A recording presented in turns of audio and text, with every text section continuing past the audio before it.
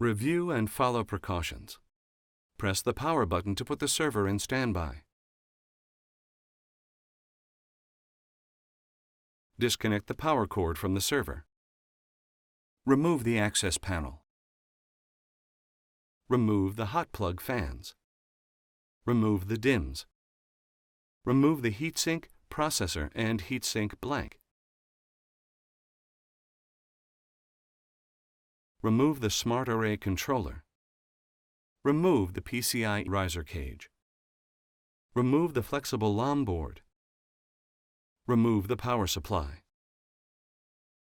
Disconnect all cables attached to the system board, noting their location for reinstallation.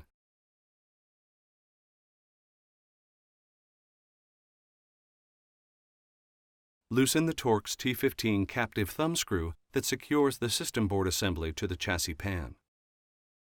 Slide the system board toward the front of the chassis, and then lift and remove the system board.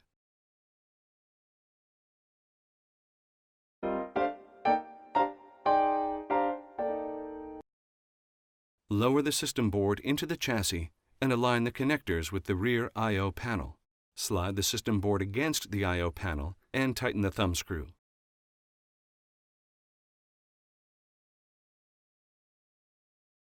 Connect any cables needed to the system board.